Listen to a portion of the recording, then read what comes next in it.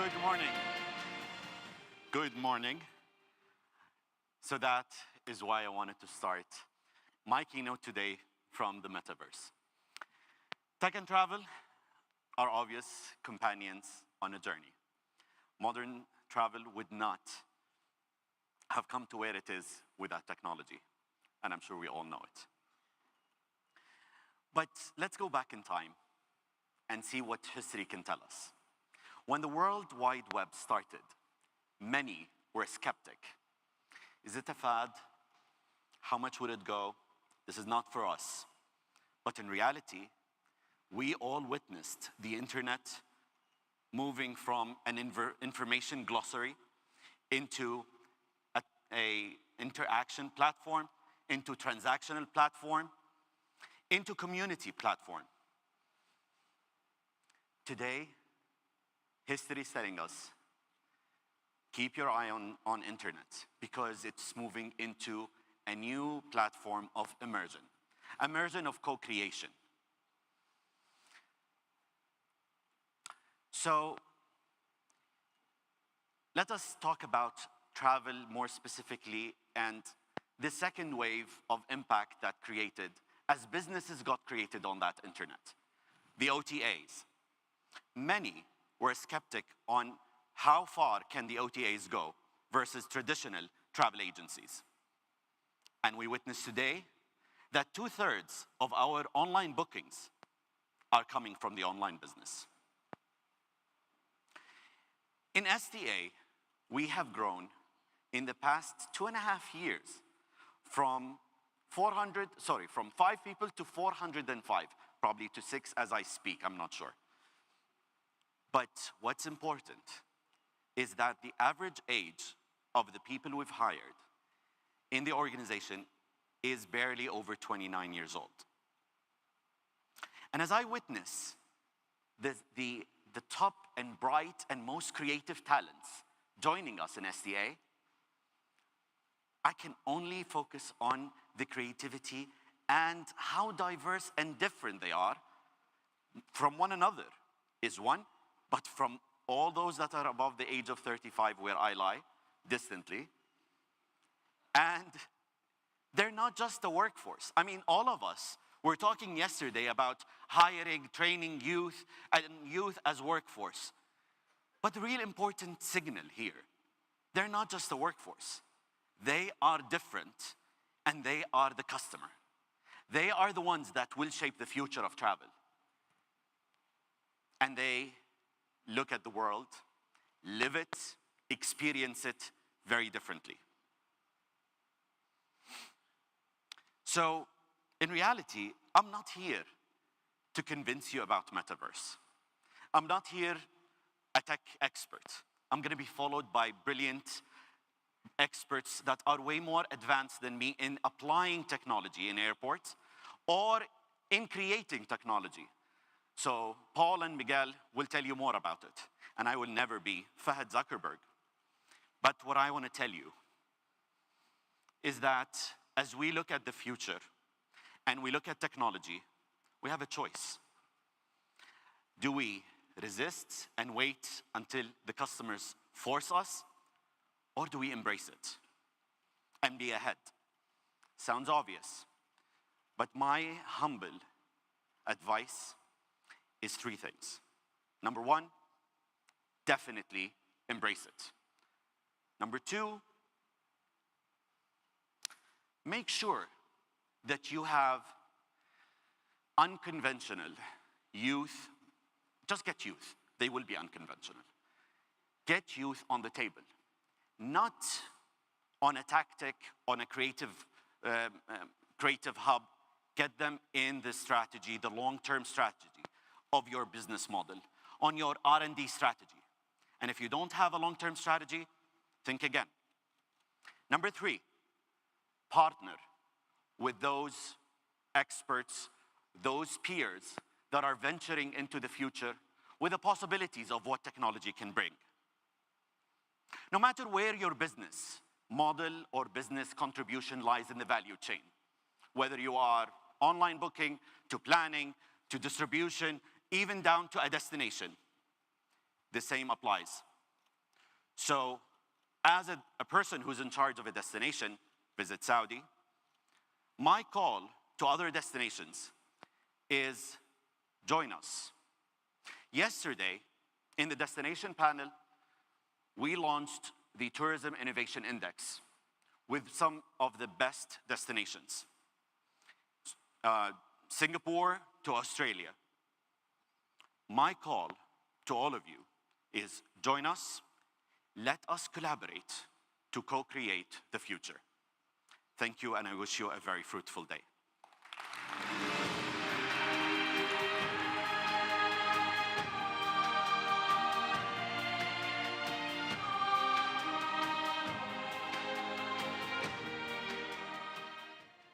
Thank you so much. Shukran jazilan, Fahad. And I like that you said you'll never be Fahad Zuckerberg, but you never know, you never know.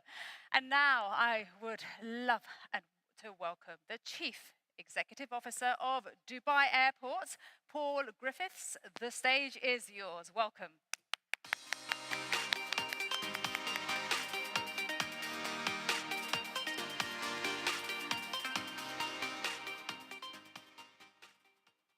Good morning.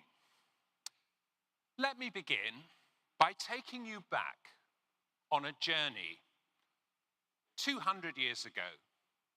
It's the height of the Industrial Revolution in Europe.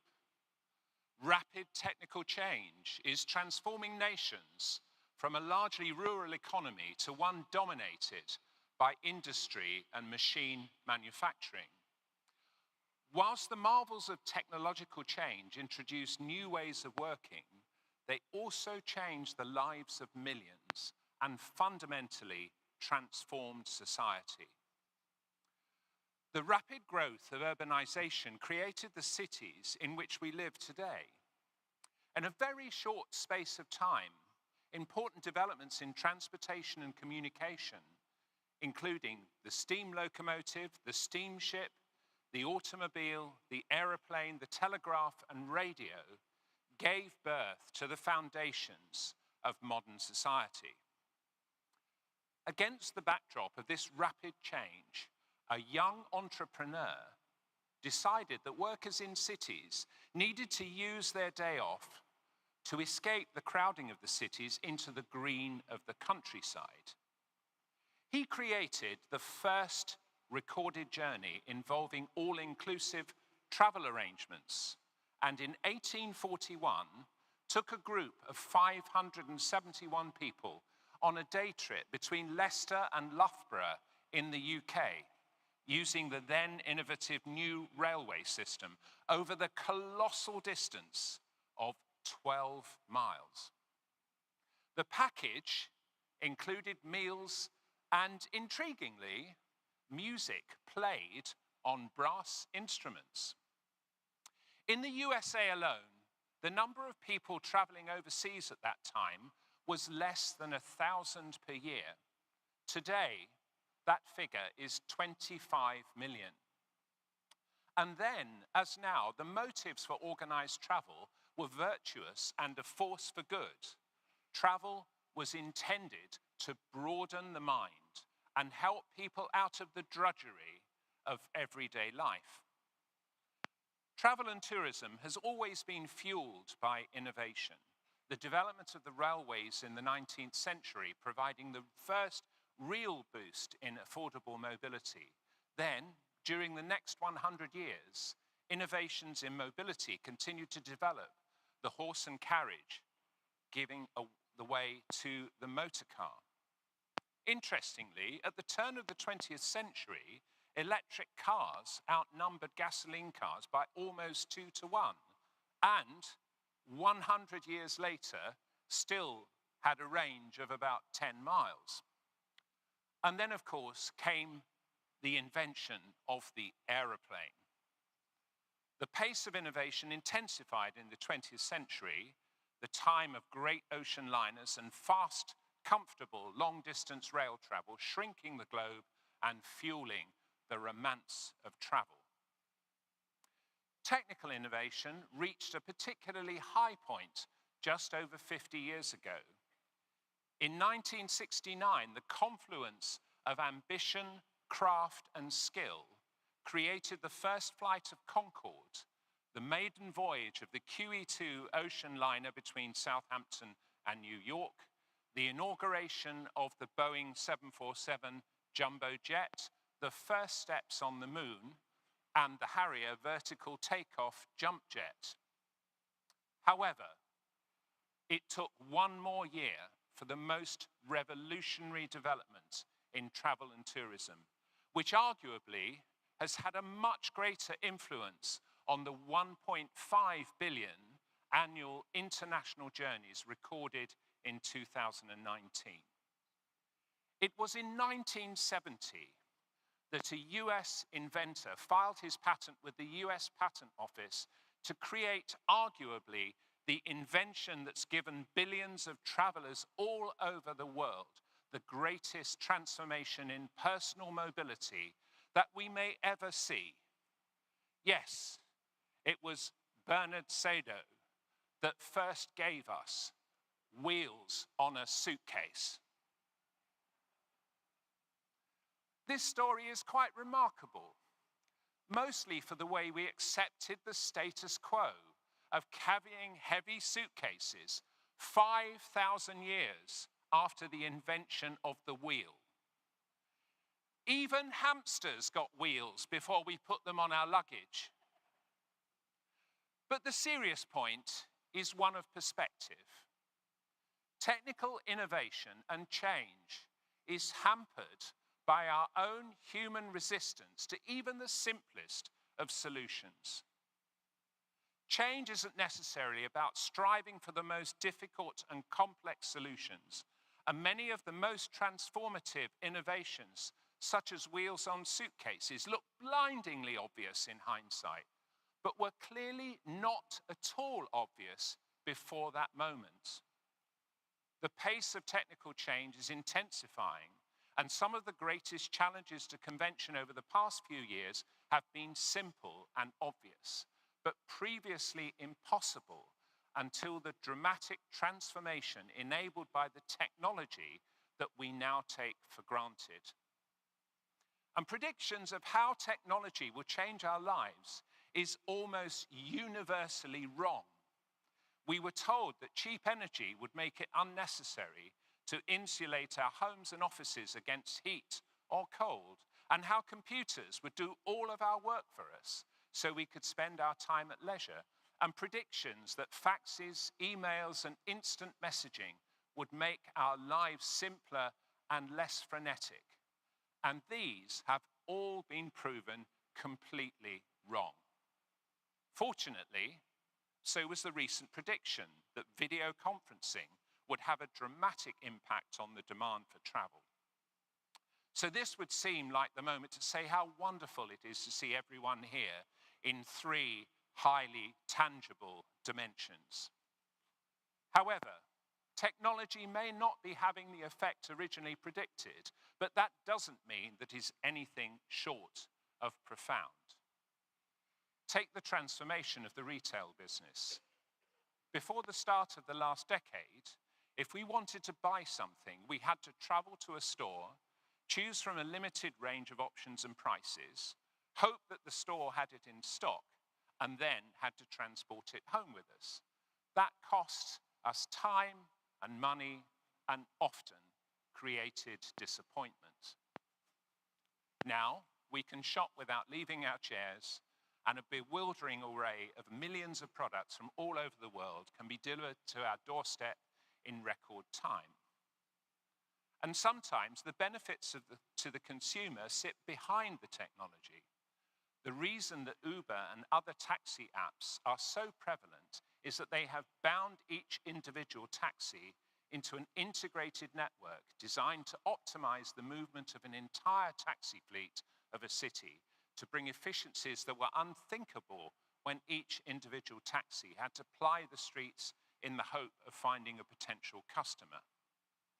Now, taxi apps are like real-time dating agencies, constantly matching supply of taxis to traveler needs and optimizing journeys into the most effective, efficient, and available for both driver and passenger.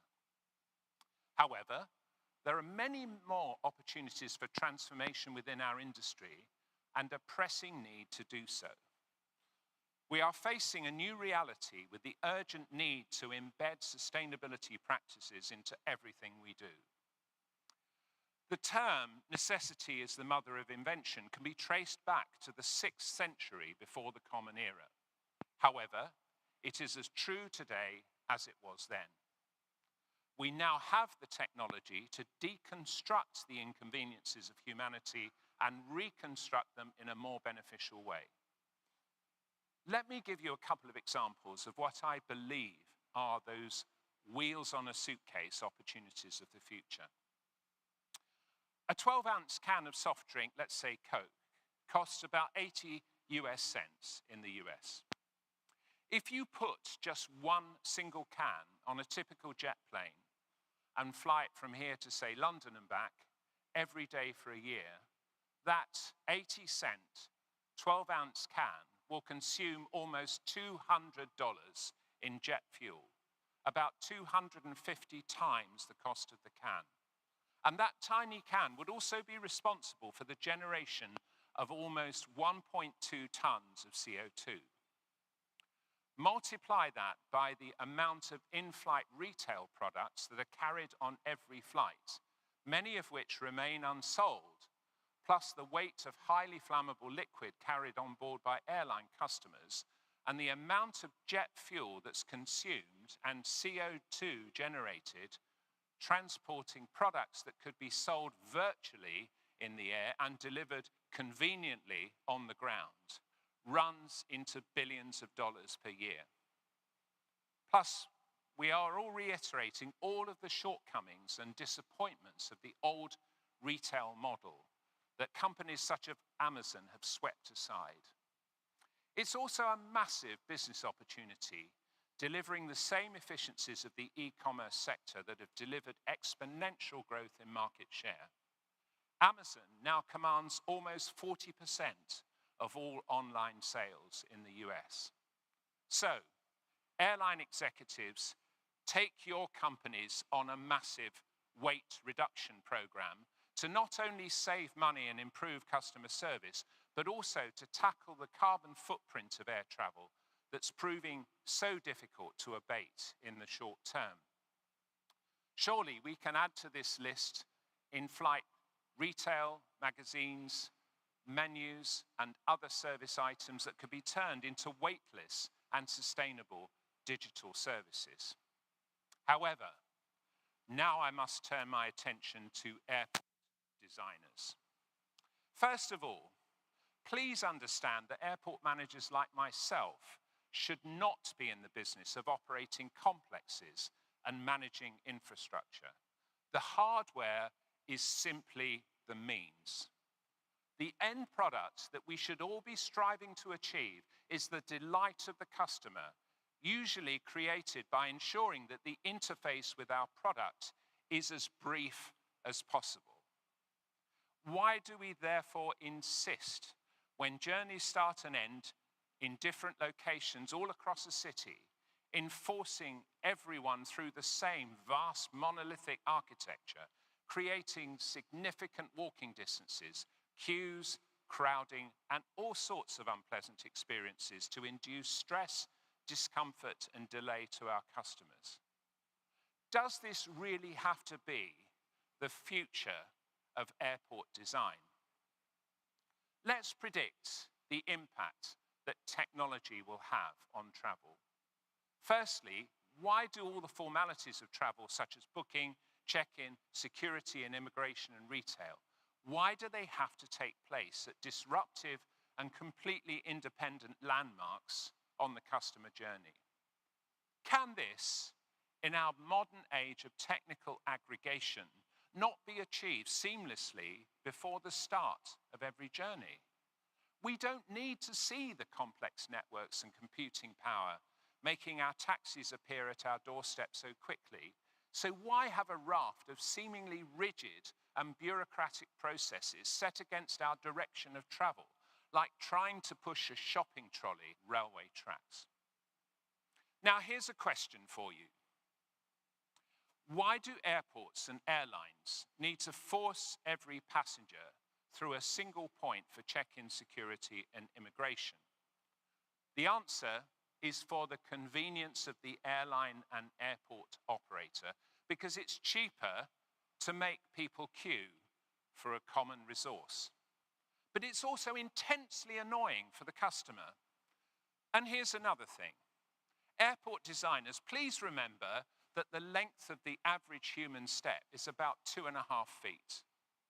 When you travel back home, look at your phone and see how many steps you take in a day when you travel by air. Usually for me, it's about 10,000, which is about 5 miles. So please stop making us anxious by forcing us to cover vast distances when we travel through airports, which, having forced us to wait in line several times, creates needless anxiety when we fear we may miss our plane, which is often located well out of sight in what seems to be a distant universe.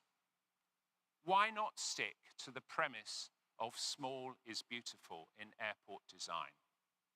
We all love those local airports where you can see the planes when you pull up to the terminal, which never seems crowded, has short walking distances, and uncomplicated and understandable signage. So, instead of building larger terminals and losing all of these intimate characteristics in vast swathes of concrete, glass, and steel, why can't we build several smaller airports within a large airport, where compact terminals with individual road and rail connections can share the economies of scale of large airfield and runway facilities, thus eliminating the need to aggregate every traveller from their original individual origin, only to disaggregate them again when they head off to catch their plane. Let's bring back the romance and convenience of travel by making journeys seem more intimate and individual, dealing with the formalities in the background, relieving customers of their bags at the start of the journey and returning them to them at the end, making no one walk more than 200 meters from their car or train to their plane, and eliminating queues and crowds forever. Let's be true to that altruistic force for good on which our industry was based all those years ago.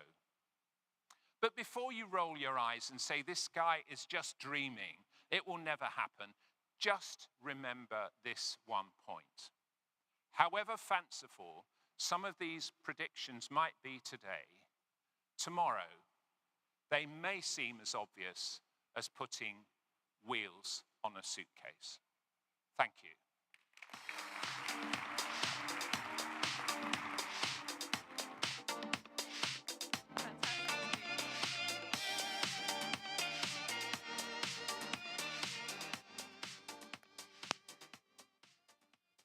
Thank you so much, Paul, and that was such a fantastic speech.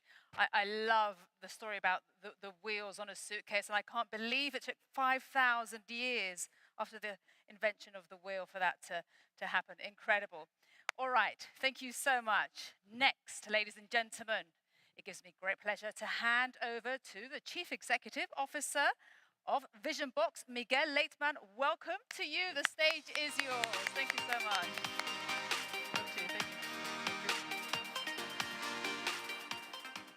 Good morning, everybody. I hope you can hear me. First of all, I would like to thank the organization, the Wttc, to invite a supplier, a company like Visionbox that provides seamless and contactless technologies for airports and aviation, to be in this forum and to have 5 minutes of stardom to be able to speak to ministers, ex-ministers, secretaries of state. I'm going to take this opportunity to involve you and engage you everything you can do with technology and with innovation. But I also want to draw your attention that it's not about innovation and technology, it's about the dreams and experiences of passengers and the willingness to make all of this ecosystem in the aviation industry to work together. A little bit the speech that you, Excellency, have initiated. And instead of speaking about details and difficult, complex wordings, I would like to speak about examples, tangible examples. We started 10 years ago implementing biometric technologies, image processing for border control, and basically extracting biometric data from passengers and using it to automate and digitize the border control process. Not inventing a new process, but automizing it. And at that point, the industry was facing and moving away from or in the direction of iris technologies and the fingerprint technologies that were extremely highly available and secure and precise. But there was a different business case that eventually would be more important to look at, which was the existence of biometric documents, electronic passport, where inside the chip, the only available biometrics available was a face. So why don't take advantage of the business case, which is much more important and much more available with much more impact, and develop that technology around it, which at that point of time was disputed. Face matching was not accurate enough. Face matching was not available. But what is more important, the use case, the business case, or technology? The use case is much more important, and that's my message to all of you here today is follow your dreams, follow your concepts, your ideas, how you want to propagate experience to your tourists, to your passengers in your airports, in your countries. This is much more important. Technology will follow, and technology will be able to answer all of your challenges and questions. So by implementing automated border control based on face matching, face today is the biometrics used all over the world, worldwide. We do more than 1 billion checks every year with the solutions we have implemented worldwide, and face is the prime biometrics to be used today in border control. Fingerprint and iris is being used for secondary checks in those processes.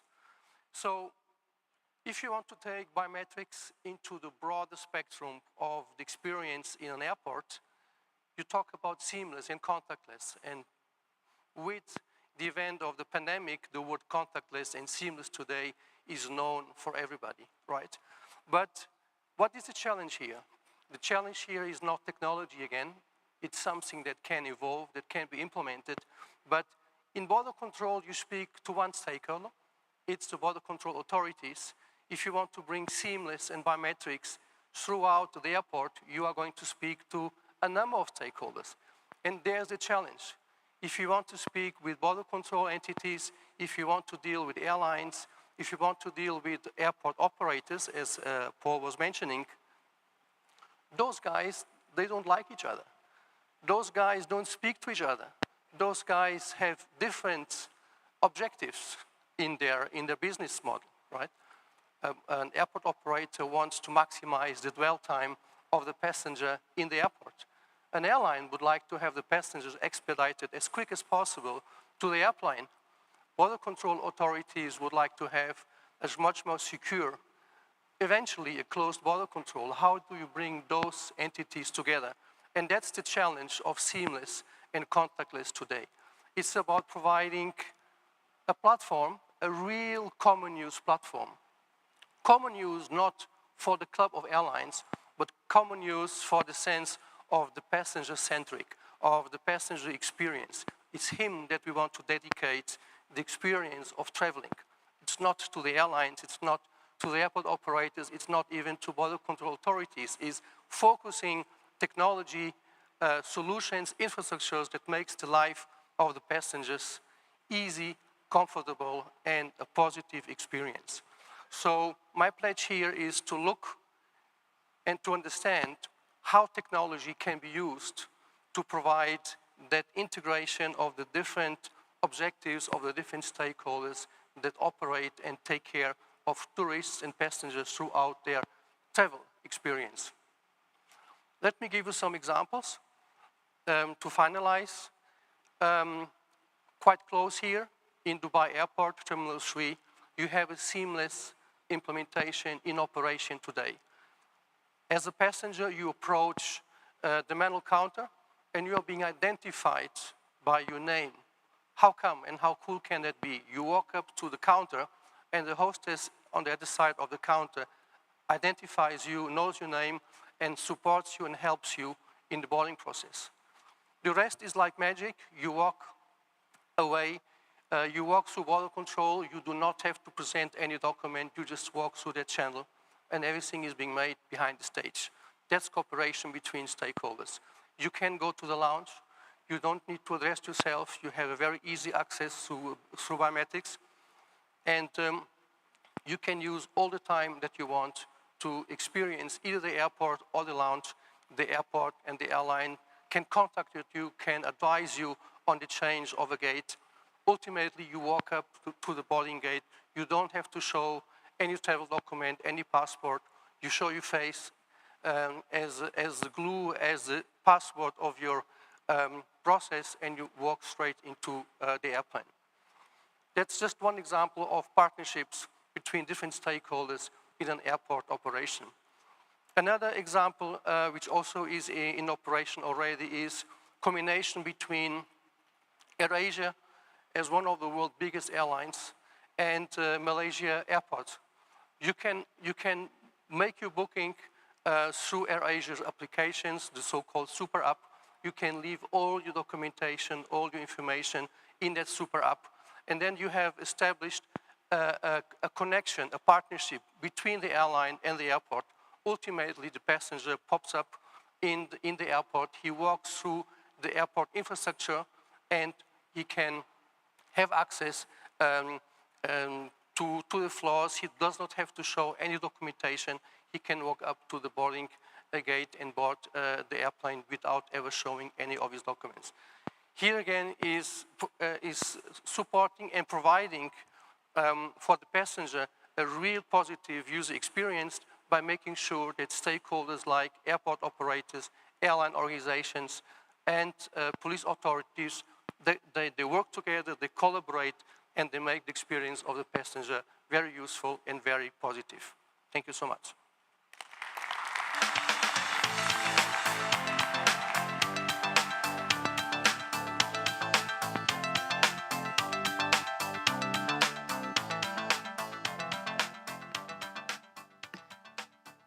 Thank you so much, Miguel. Fantastic to hear there about biometric technology, seamless biometrics and contactless technology. Very interesting that the Malaysian airports example there, not to show your passport or even your boarding card. That's quite something. Fantastic, there are 3 keynotes there. The first one on the metaverse, and then of course a dream airport. We've heard 3 very diverse perspectives there in those keynotes. Fantastic way to start the day, and these keynotes offered so much insight into the possibilities of this sector. All right, ladies and gentlemen, we continue, we move on now, we turn our attention to how the cities of today can evolve into the cities of tomorrow. And for that, very shortly, we'll be joined by CGTN's Naweed Jabakil and his panel. But first, let's watch this inspiring video. Enjoy.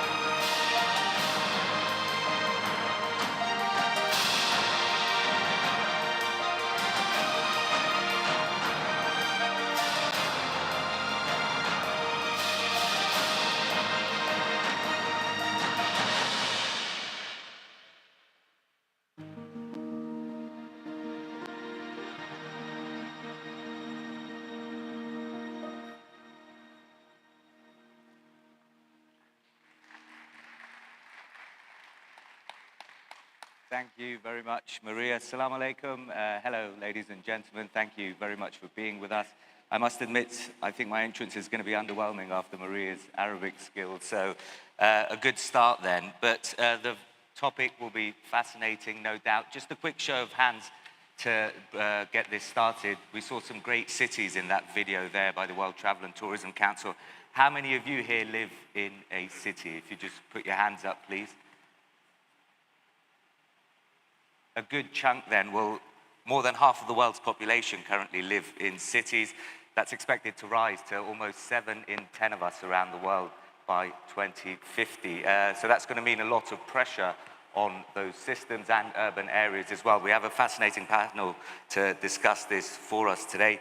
I'll welcome up to the stage first Hilda Perez Alvarado, the global CEO of JLL Hotels and Hospitality. Joining us as well is Jerry Inzerillo, the president and CEO of Diriyah Gate Development Authority, and a familiar face here in Riyadh, no doubt. We also have Dee Waddell, the global managing director of IBM Travel and Transportation Industry at the tech giant IBM. Caroline Turnbull joins us from Australia. She's the managing director of Tourism Western Australia. And last, but by no means least, Mitsuaki Hoshino, who's the Vice Commissioner of the Japan Tourism Authority.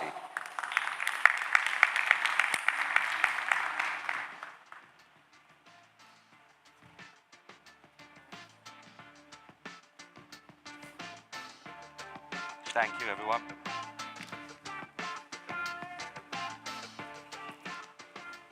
So, as I mentioned there, huge pressure on these systems. 8 billion people, the world population, passed in the last few days, actually. That's set to rise to 10 billion by 2050. What it means for cities, how will they be designed in the future? What will the architecture look like? How will they be powered sustainably? The world is racing ahead towards net zero. Can we really expect 70% of the world's population to live in sustainable cities? Will there be enough jobs? Those are the sorts of questions that people will no doubt be asking. And how will people move around? Transportation, technology, all to discuss. I think the main theme that we're going to try and answer today is, if we were to reimagine a city, what would that city look like and what must be prioritized? Jerry, let me start with you then. What makes a great city? Well, let me preface my comments by saying salam alaikum and a pleasant good morning. I'd like to also congratulate our wonderful colleagues, our chairman, Arnold Donald, and wonderful CEO, Julia Simpson, for this extraordinary event. I'd like to personally just give praise to wonderful His Excellency Ahmed Al-Khatib, because his brilliance in making Saudi a powerhouse in tourism has been very inspirational, especially for all of us at Diriyah. But I think the great thing of a city is its identity, is its cultural identity, as a place of gathering, a place of sense of pride, a place where people can interact and share and be joyful. And that's intrinsic in Diriyah, it's intrinsic in Saudi Arabia. The ability to be human. Do you see me? Do you hear me? Does what I say matter? So I think all the great cities of the world, the one thing they have in common is this celebratory, that we may not share the same ideology, but we share the same biology. And let's celebrate all that joins us together. And this gathering today with hundreds of countries, it's just very, very inspirational to me, and to see everybody come together. So I think the greatness of city is the shared humanity. And Hilda, diversity also does appear in cities. Where do you think COVID-19 has impacted urban life and how the way we live or the way we work is changing? Absolutely. I think, listen, first of all, to echo Jerry's comments, very grateful to be here and very grateful to all of you. Coming to Saudi Arabia for me is a massive source of inspiration and hope that we can do things better in the future. I would say, to answer your question, COVID-19, what it did is it upended how we live. It changed the way we live, work, play. We had to think about, we had to be thinking about how we were carrying on with our lives and doing things. So it's brought everything into perspective. I would say the biggest thing is we need to look, I know we're talking about the future and innovating and being faster and more efficient, but I think we have to design with purpose. And nature gives us purpose. Everything in nature is designed for a reason, okay? And so when you're looking at the world's greatest cities, they have purpose. They're efficient. They allow for connectivity. They allow for us to your point, Jerry, to make sure that we're interacting. We've been talking a lot about collaboration. Collaboration without connectivity doesn't work, right? So you need a city where the citizens are interacting with each other, where you're bringing in nature, you know, where there's a place where you can go walk, fresh air. The greatest cities in the world have amazing parks. It's not all about building vertically and making sure that the box fits and we can fit in as many people in that box as possible. So I think what the pandemic did is it put that need in evidence. And so again, I urge all of you as we're designing these great cities of the world, as we're designing, what you're doing, Jerry, here in Saudi Arabia, what the rest of the team is doing, let's design with purpose. And when you design with purpose, you have to have a long-term view. It's not about just efficiency. Efficiency actually can be very wasteful in the long term. Mitsuaki, for those people who've been fortunate to go to Japan, some fantastic cities there, the likes of Tokyo, skyscrapers as far as the eye can see. What sort of impact does that have on the rural landscape, and how important is it in your considerations now to try and ensure there's some congruity between what happens in the urban and rural environments moving forward? Okay, thank you. First of all, the Assalamu alaikum, and then thank you for the Saudi Arabia's the hospitality here. We really enjoyed staying here in Riyadh. And then, yes, true that from the tourist point of view, that this rural area is very important. But as for the inbound, foreign tourists, actually, for the first tourists who comes for the first time, they try to come to the Tokyo, Osaka, Nagoya, which called the Golden Route. They try to come to the big cities, not to the rural area. But before COVID, we had been trying to invite those tourists to rural areas, but not success. So as I told you at in the morning, actually, we after opening our border, we are now trying to promote another special, the project to invite the foreign people to experience the special and also the limited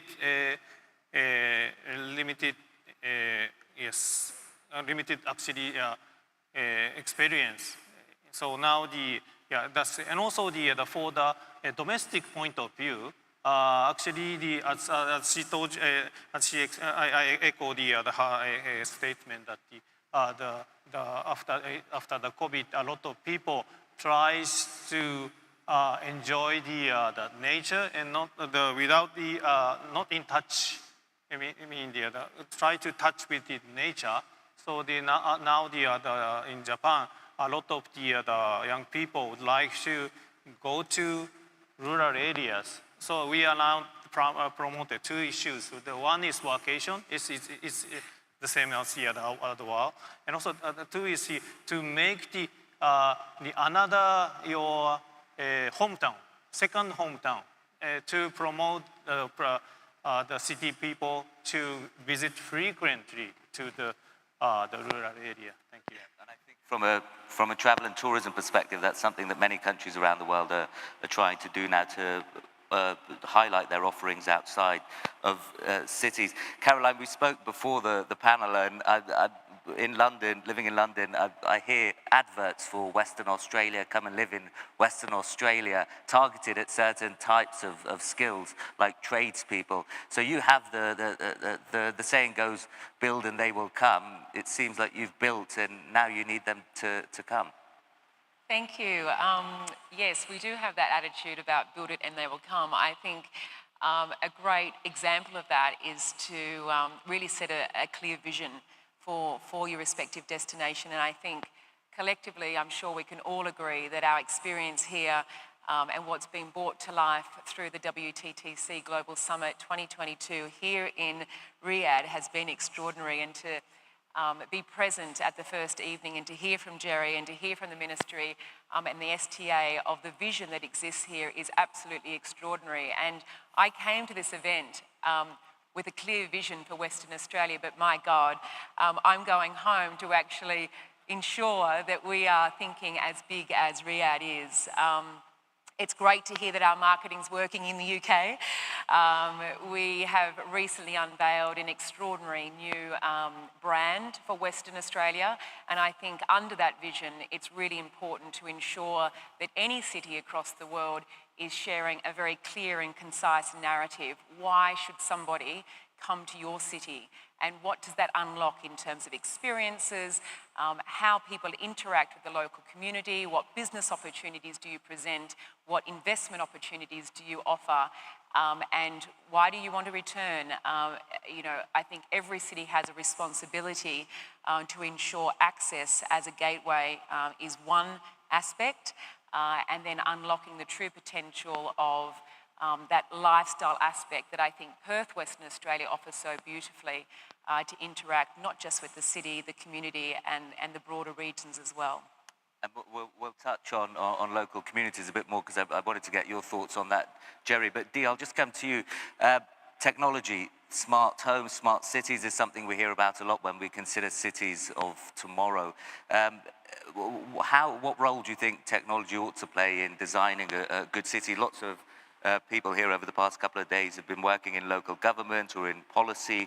And is there a concern, do you think, that by enabling too much technology, we may be handing over a risky amount of control?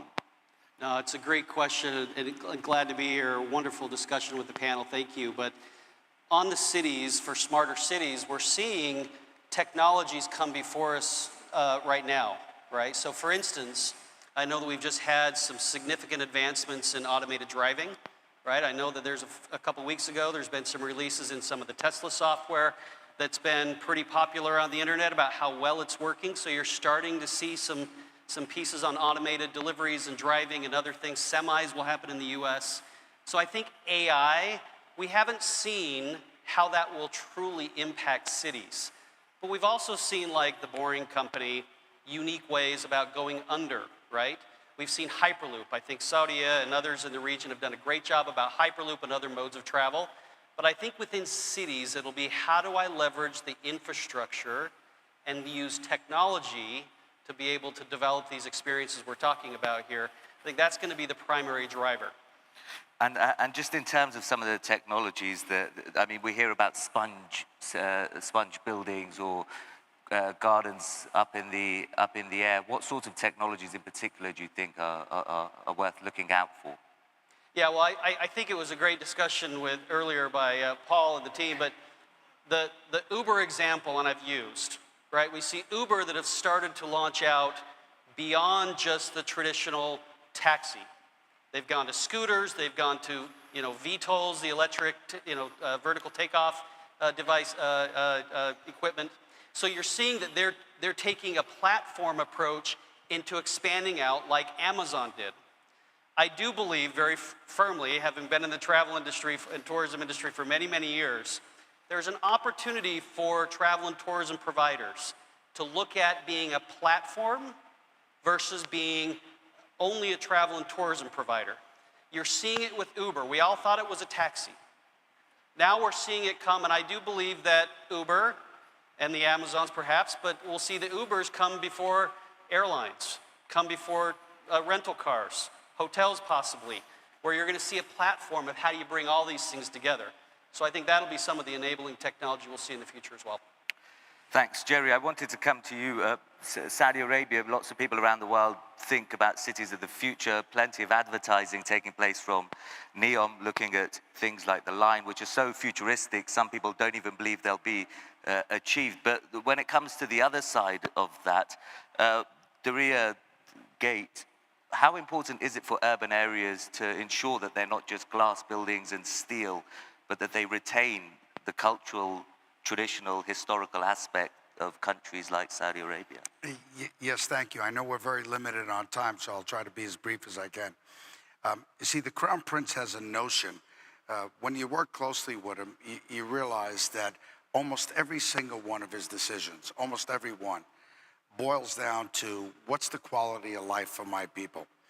And if I'm going to be in a leadership position for many years, what thinking can I put in place now that will preserve the culture, the integrity, and quality of life for me, the region, and the world, where Saudi Arabia can be a role model? And why am I stuck with what cities did poorly or what cities learned in terms of evolution? Very quickly, for Diriyah is the birthplace of the kingdom. It started 300 years ago. We're building a city now with 180 million mud bricks the way we did it. But underneath that, so today it can be a walkable city with great gardens and great paths. But underneath that, we have a whole infrastructure with new smart city technologies of water and fiber optics. We're putting 40,000 parking spots underground. We just, in our first year of eligibility, we're pre-certified for LEEDs on a platinum level. So what we're doing is we're preserving the identity, cultural richness, and authenticity of the interaction of people above with all the smart city below. This is ingenious. And this point, we're a Giga 2030 project. As you know, December 4th, we open over $2 billion worth of assets in 2022. So those people who think that NEOM is aspirational, what the Crown Prince is saying is that we're starting our journey on the definition of quality of life now. So if we can prove that we can open assets in 2022 on a 2030 project, this bodes well for NEOM's future. And just a quick point on the idea of smart below and historical on top. In a word, you think you can retain the authenticity and the organic feature of the realness to it? Oh, not only do we think we can retain it, it's imperative. And the Crown Prince is extremely strict. First of all, you have to give praise to the custodian of the Thule Mosque. If it wasn't for him, we wouldn't have the UNESCO World Heritage Site. But we absolutely, the first thing in the DNA of Diriyah is to preserve its identity and Saudi's rich cultural heritage. Thank you. We're pressed for time, so if I could have about 90 seconds, Hilda, just to ask you about transport. Obviously, that's a crucial part of cities as well. What will they look like in the future? Mobility, how important is that? Will people prefer to walk, do you think, or do they want to get around drones in the sky? Transportation, just basic infrastructure, that's critical. You know, that's what's going to make or break a city. And I would say when we're designing cities of the future, the first people you have to solve for are the inhabitants of the city. Okay, you take care of them, they will take care of the city, it will attract more people, okay? The reason why transportation is very important, of course, one, we talked about connectivity, ease of going from one place to the next, but it's also part of, you know, safety, public safety, okay? So we need to be very smart as to how we're thinking about this. I love what the European Union, some cities in the European Union are doing by providing free transportation, making it more efficient, becoming more environmentally conscious, but it's all, again, going back to what I said at the beginning, designing with purpose, okay? So the basic infrastructure will make or break a city, but again, define that transportation system for the inhabitants first, and then for the people who are gonna come visit. Great, I'm gonna put you guys on the spot in the last 90 seconds or so. If we have, Dee, what's your favorite city in the world? If you can't name your own home city, what would you say is your favorite? Well, I as have brief to admit, as possible. it's been wonderful to be here in Riyadh and here, but one of the favorites is Singapore. Singapore. Caroline? Well, I lived in Singapore for 15 years, so I'm very, I guess, passionate about, you know, Asia and the surrounds. But there's no denying that London is one of the most international cities in the world, and it's great to have those direct flights between Perth and London, opening up the rest of the world. Thank you. Mitsuaki? Actually, I grew up in Hong Kong, so the Hong Kong now, in that day was the ideal place for me.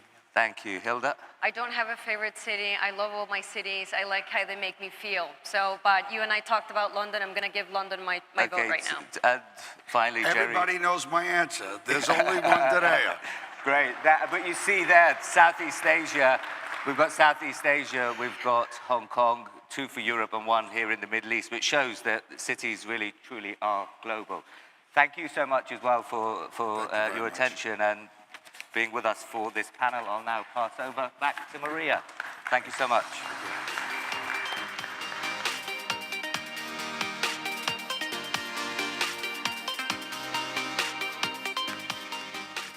Ladies and gentlemen, once again, please join me in thanking Naweed and his panel on cities. Thank you so much.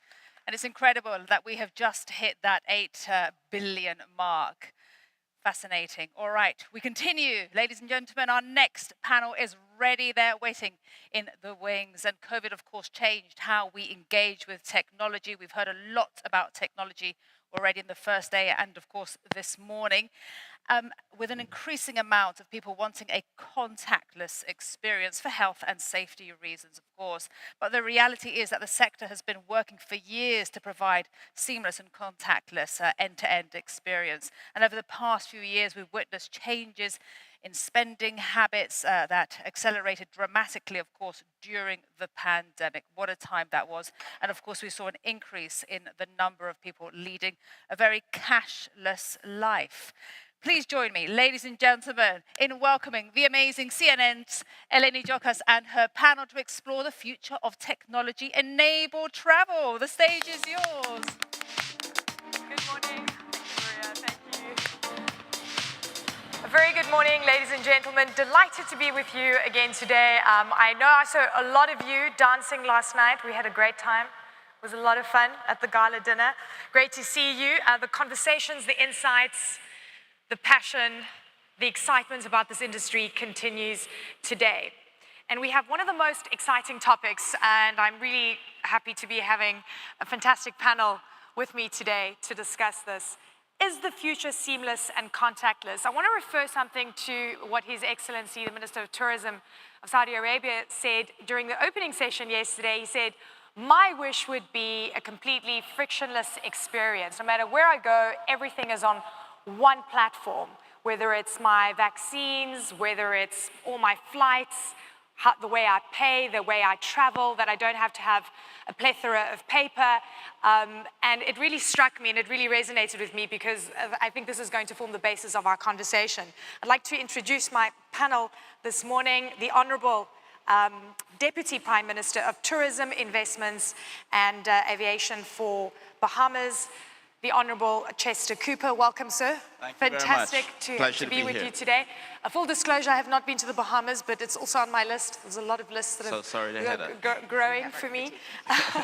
A big welcome to Jenny Mundy, Global Head of Merchant Sales and Acquiring at Visa, and we've got Emily Weiss, the Global Travel Lead for Accenture. Great to have you all on. Deputy Prime Minister, I'd like to start with you. You know, the Bahamas really relies heavily on tourism. It is your bread and butter in so many ways. I'm sure that during the pandemic, you had to take a lot of tough decisions. We saw demand destruction, and now we're heading into a new era, hopefully one where travel has returned. Could you give me a sense of what you're seeing right now in terms of trends? And importantly, do you feel and do you see a big shift to a more seamless experience? Thank you. Let me firstly thank the Kingdom of Saudi Arabia for the hospitality and His Excellency Al Khatib. Tourism is 50% of our gross domestic product in the Bahamas and accounts for 65% roughly indirectly for jobs. So as you would imagine, we experience adversity during the COVID crisis, but there is a saying that out of adversity comes opportunity. So we've had an opportunity, the world has had an opportunity to reimagine tourism. And when we talk about seamless travel, the reimagination goes from the booking at night to the travel seamlessly through the airport, perhaps passing through a biometric corridor where you don't need to have contact with anyone. Just pass through, a camera takes your photo, you get on the airplane without having to have that contact, and then you arrive in the Bahamas, you get in your taxi or your rental car without having to present a form of payment. You arrive at your hotel, you check in, the next day you are on a beach buying a lemonade with that same one portfolio wallet. From the booking straight through to the beach, you've not been able, you didn't have to make contact with anyone. I'm just thinking but it's about all the beach, payment in there. not about paperwork and everything else Yeah. that I need to do, right? It is a little fanciful, but I Yeah. believe in our lifetime it will happen. In our lifetime. Okay, that's really exciting.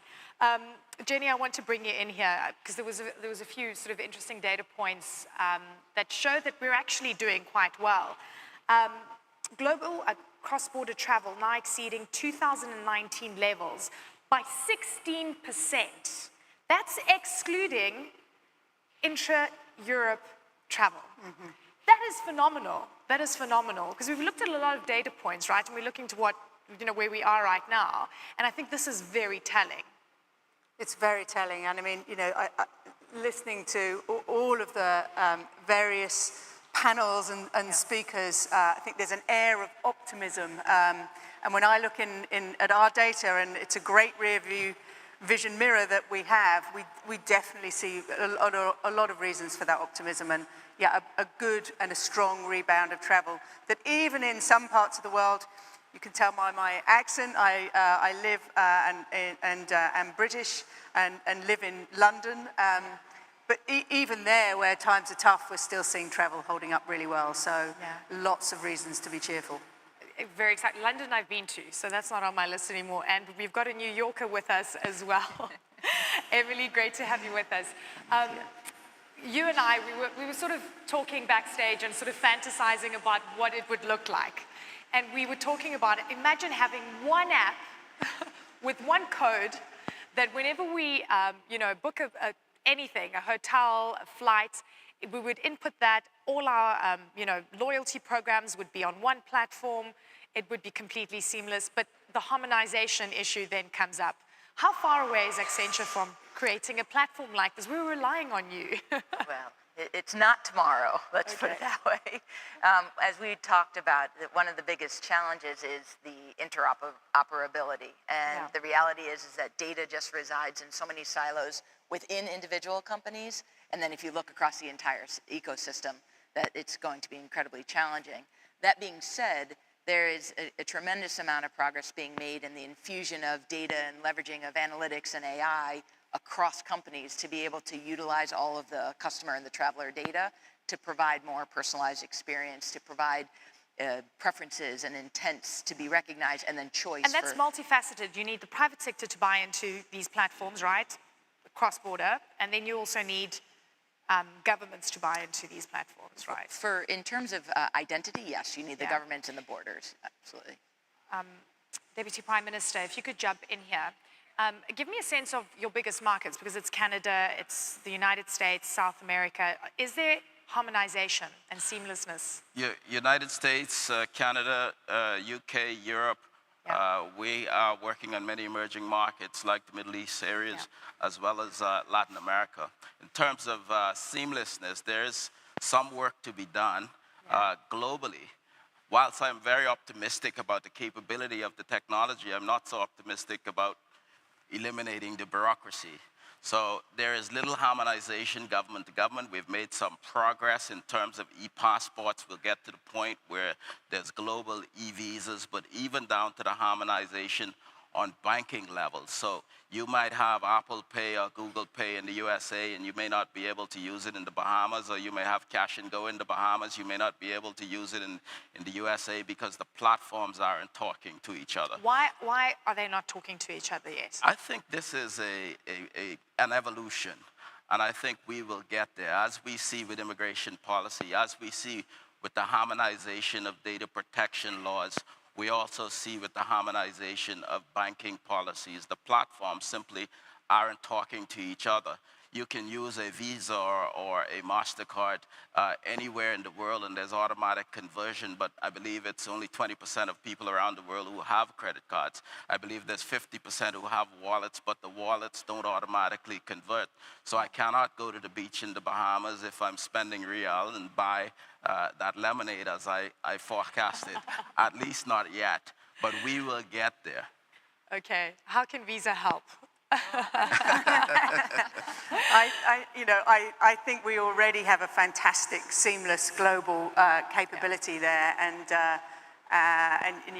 you make a very good point that you can use your visa anywhere, and I think for us it's about trying to take more and more barriers down so that we can have this connected experience that you've so brilliantly brought to life. So, for example, how do we work with transit in many, many cities, and we're already in 600 cities, but how can we help people just get on a bus and use that contactless tap to pay with a brand, and they trust it, they know how it works. When you get off an airplane and you're traveling, you want to know that things are going to work. You want to have those barriers taken down. It's like that Oyster card issue. Every time I go to London, I have to buy a new Oyster card. Well, you don't need an Oyster card anymore. Fantastic. No, you just use your Visa card, you just tap a normal card, contactless, and you're on the tube. It's about time, and isn't off it? to go.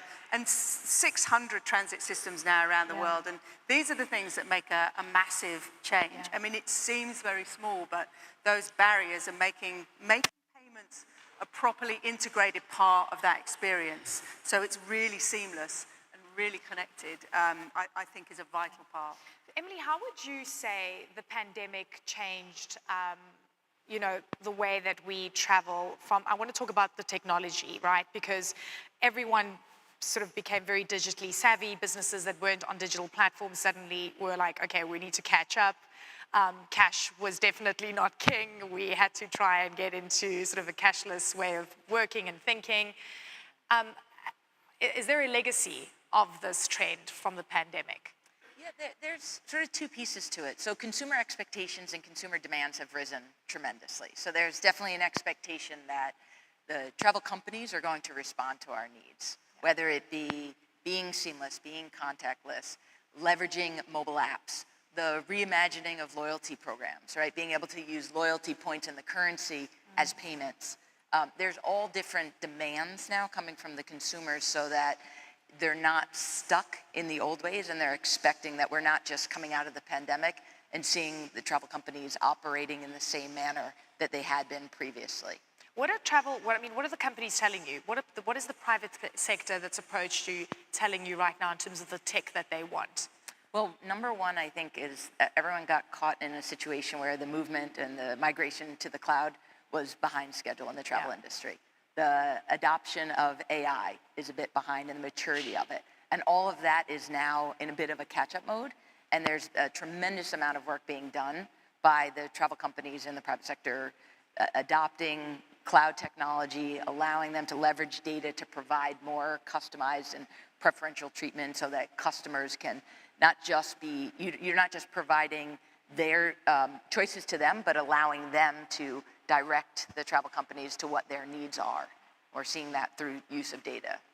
Deputy Prime Minister, when we talk about a cash-free society, and I think emerging markets still very much operate with a lot of cash, right?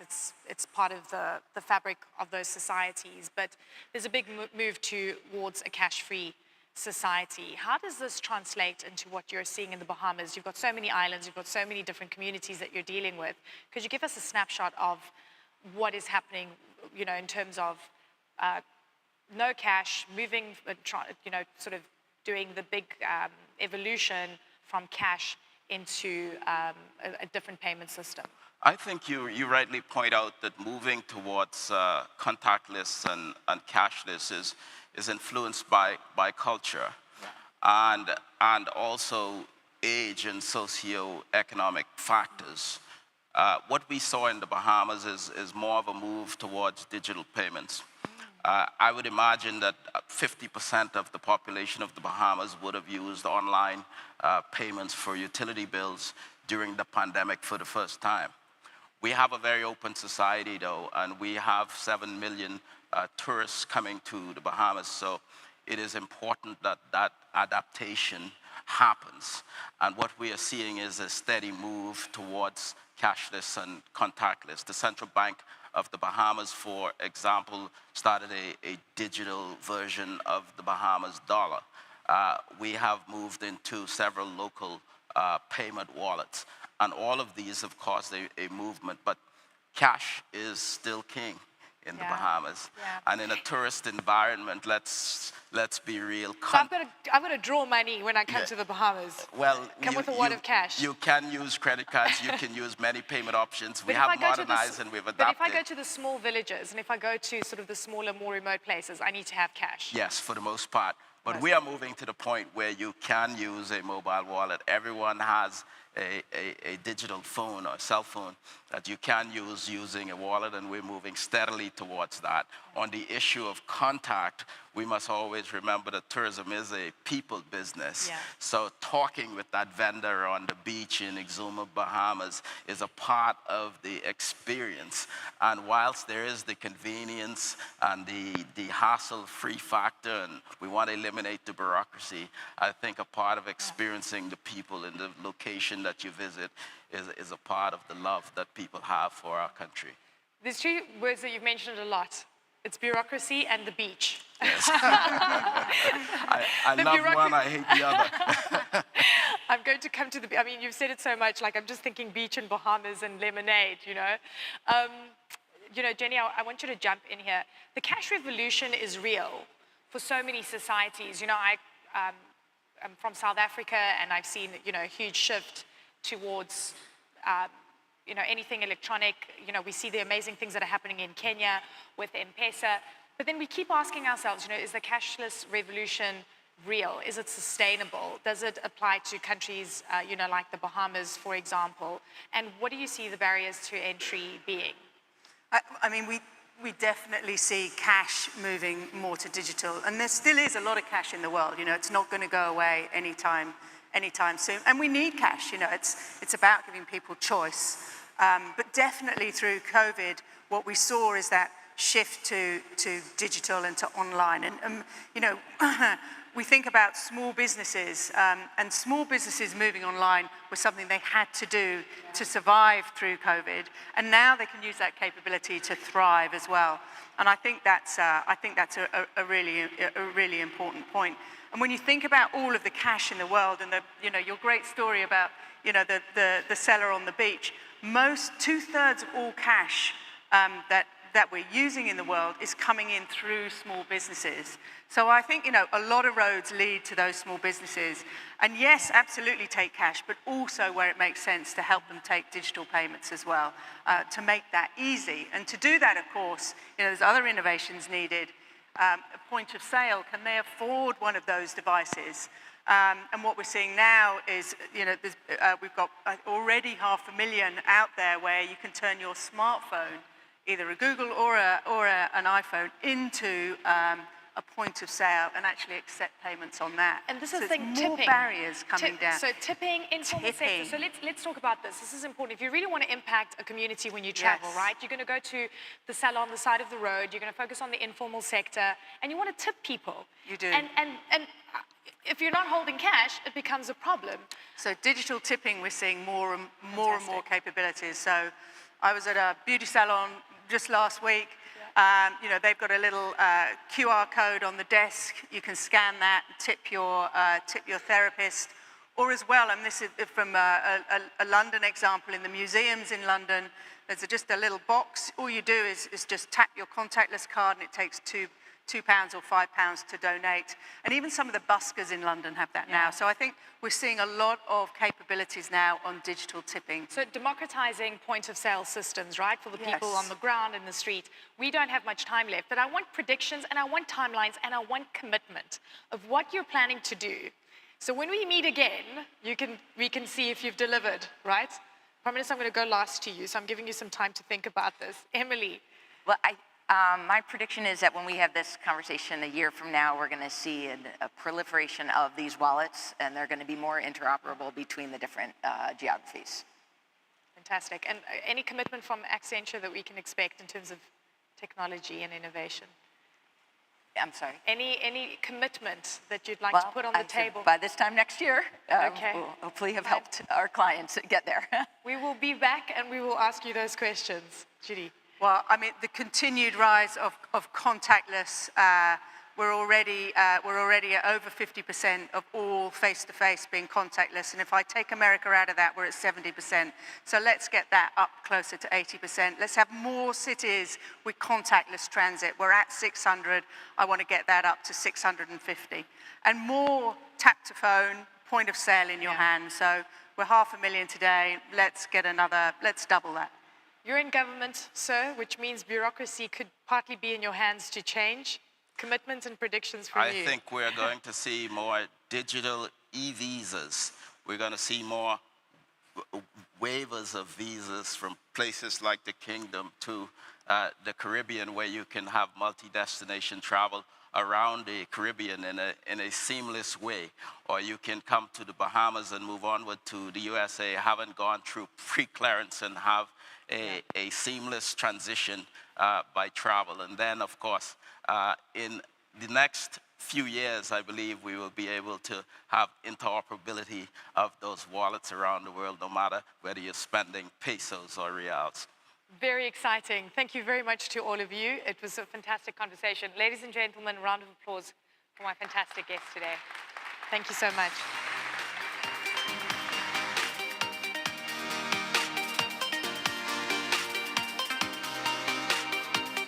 Fantastic panel, fantastic energy. Thank you. Wow, excellent, excellent, excellent. Really excellent panel. I loved it a lot. Now, we have covered so much. Thank you so much again, Eleni and her panel. We have indeed covered so much already. It was time now for a very quick break, ladies and gentlemen. We're going to get refreshed and get more energy for the final part of this second day. We'll be looking at the future of the sector and how we can work to accelerate recovery and growth. You can't miss this final session. And that's it for now. Refreshments are being served on the terrace. Please be back by 11:15 a.m. Enjoy the break. Bye-bye.